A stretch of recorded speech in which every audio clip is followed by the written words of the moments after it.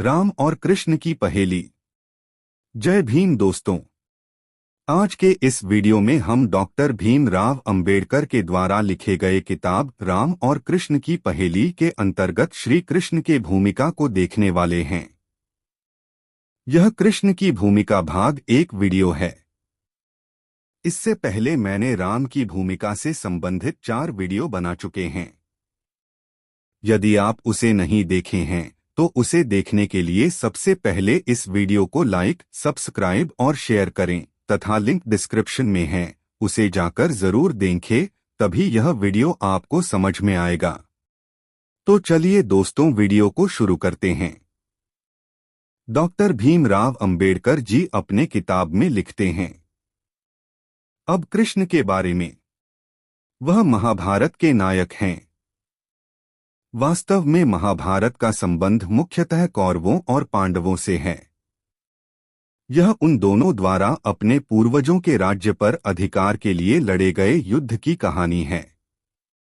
उन्हें मुख्य पात्र होना चाहिए, लेकिन वे नहीं हैं। यह कृष्ण ही हैं जो महाकाव्य के नायक हैं। ये थोड़ी अजीब बात है लेकिन जो बात अभी भी अजीब है वह कौरवों और पांडवों के समकालीन नहीं होने की संभावना है। कृष्ण पांडवों के मित्र थे जिनके पास उनका साम्राज्य था। कृष्ण कंस के शत्रु थे जिनके पास उनका साम्राज्य भी था। यह संभव नहीं लगता कि ऐसे 2 साम्राज्य एक साथ और एक ही समय में अस्तित्व में रहें। दूसरे महाभारत में यह दिखाने के लिए कुछ भी नहीं है कि दोनों साम्राज्यों के बीच कोई संबंध था। कृष्ण और पांडवों की 2 कहानियों को कुछ बाद की तारीख में एक साथ मिलाया गया है ताकि कृष्ण को एक बड़ी भूमिका निभाने के लिए एक बड़ा थिएटर प्रदान किया जा सके। 2 कहानियों का मिश्रण व्यास की ओर से कृष्ण की महिमा करने और उन्हें सबसे ऊपर उठाने के लिए एक जानबूझकर की गई योजना का परिणाम है। व्यास के अनुसार कृष्ण मनुष्यों में भगवान हैं, इसीलिए उन्हें महाभारत का नायक बनाया जाता है। क्या कृष्ण वास्तव में मनुष्यों के बीच भगवान कहलाने के योग्य हैं? उनके जीवन का एक संक्षिप्त विवरण ही सही उत्तर देने में मदद करेगा। कृष्ण का जन्म भाद्र माह की अष्टमी तिथि को आधी रात को मथुरा में हुआ था। उनके पिता यदुवंश के वासुदेव थे और उनकी माता देवकी मथुरा के राजा उग्रसेन के भाई देवक की बेटी थीं। उग्रसेन की पत्नी का सौभ के दानव राजा द्रुमिला के साथ अवैध संबंध था।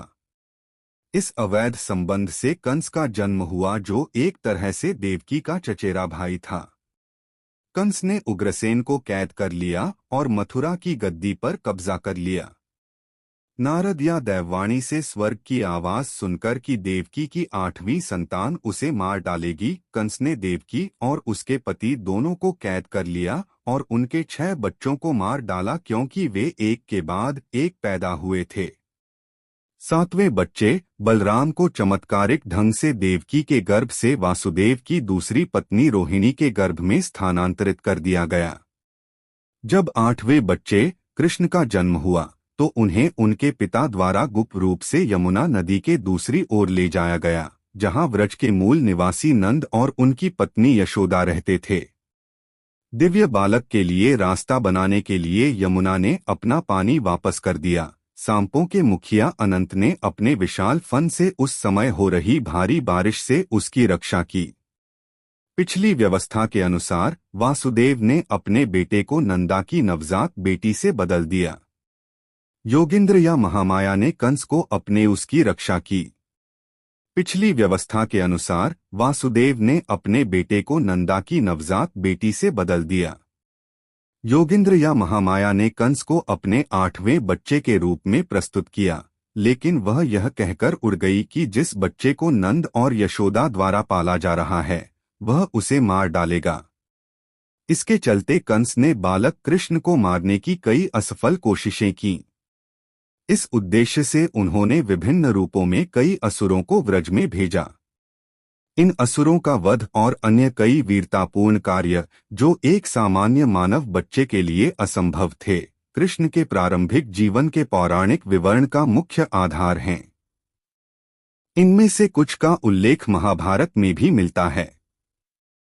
जैसा कि उम्मीद की जा सकती है, अधिकारी इन तथ्यों के वर्णन में काफी हद तक भिन्न हैं। मैं मुख्यतः बाद के प्राधिकारियों का अनुसरण करते हुए उनमें से केवल कुछ का ही उल्लेख कर रहा हूं।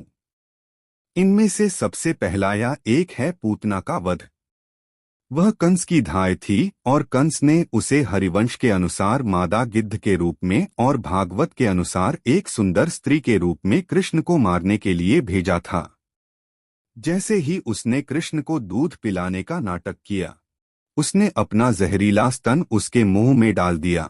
उसने उसे इतनी जोर से चूसा कि उसका जीवंत रक्त बाहर निकल गया, जिससे वह चिल्लाते हुए गिर पड़ी और मर गई। कृष्ण ने इनमें से एक और कारनामा तब किया जब वह केवल 3 महीने के थे।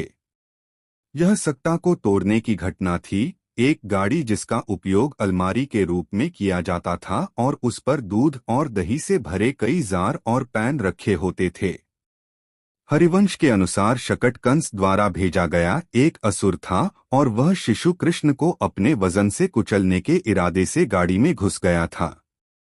हालांकि यशोदा ने लड़के को गाड़ी के नीचे रख दिया था और यमुना में स्नान करने चली गई थी।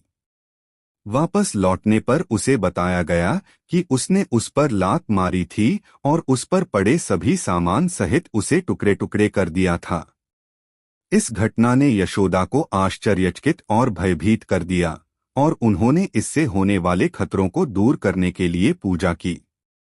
जब पूतना और शकट के कृष्ण को मारने के प्रयास विफल हो गए, तो कंस ने अपने एक अन्य दूत त्रिनावर्त नामक असुर को उसी कार्य का प्रयास करने के लिए भेजा।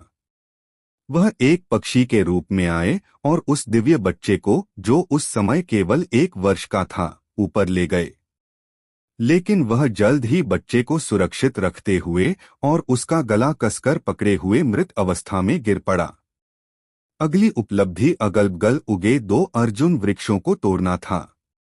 इन्हें 2 यक्षों के शरीर के रूप में वर्णित किया गया है, जो एक शाप के कारण इस रूप में परिवर्तित हो गए थे और जिन्हें कृष्ण के इस पराक्रम से मुक्त किया गया था।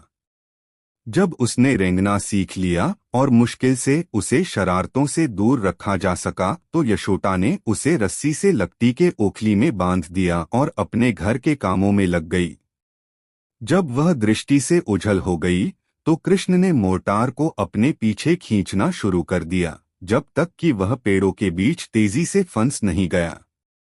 फिर भी भारी वजन को अपने पीछे खींचते हुए उसने पेड़ों को उखाड़ दिया और उन्हें जबरदस्त आवाज के साथ नीचे गिरा दिया, खुद उनसे बच गया। अब इन घटनाओं ने नंदा को भय से भर दिया और उन्होंने गंभीरता से व्रज छोड़कर दूसरी बस्ती में जाने के बारे में सोचा। जब वह इस प्रकार सोच रहा था, उस स्थान पर भेड़ियों का आतंक था, जिसने मवेशियों पर भारी उत्पात मचा रखा था और इसे काफी असुरक्षित बना दिया था। इससे खानाब दोषों के डगमगाते इरादे ठीक हो गए और वे अपना सारा सामान लेकर वृंदावन नामक रमणीय वन क्षेत्र में चले गए।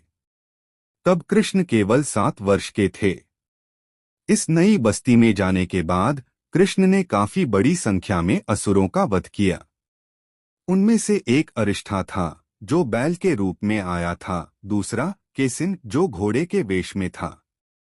5 अन्य व्रतासुर, बकासुर, अघासुर, भौमासुर और शंखासुर, अंतिम यक्ष। इनसे भी अधिक महत्वपूर्ण कालिया, एक सांप प्रमुख था, जो अपने परिवार के साथ यमुना के भंवर में रहता था और इस तरह उसके पानी को जहरीला कर देता था। एक दिन कृष्ण ने कालिया के फन पर चढ़कर इतना बेतहाशा नृत्य किया कि उसे खून की उल्टी होने लगी। इस प्रकार वह उसे मार डालता, लेकिन सांप के परिवार के हस्तक्षेप पर उसने उसे छोड़ दिया और उसे दूसरे निवास में जाने की अनुमति दी। कालिया को वश में करने के बाद वस्त्रहरण किया गया, जो कि कपड़ों को ले जाना था। पौराणिक कृष्ण के उपासकों और प्रशंसकों के लिए यह एक कठिन उपाय था। पूरा वर्णन इतना अश्लील है कि मुझे डर है कि इसकी सबसे छोटी रूपरेखा भी अशोभनीय लगेगी, लेकिन मुझे उन्हें यथासंभव सभ्य रूप में देना होगा, ताकि कृष्ण के कार्यों का मेरा संक्षिप्त विवरण जितना संभव हो उतना पूर्ण हो सके। कुछ गोपियां स्नान के लिए यमुना के पानी में कूद गईं और अपने कपड़े किनारे पर छोड़ दिए, जैसा कि कहा जाता है कि देश के कुछ हिस्सों में अभी भी प्रथा है। कृष्ण ने कपड़े उठा लिए और उन्हें लेकर नदी के किनारे एक पेड़ पर चढ़ गए। आगे की कहानी देखने के लिए इस वीडियो को लाइक, सब्सक्राइब और अपने दोस्तों को शेयर जरूर करें। धन्यवाद।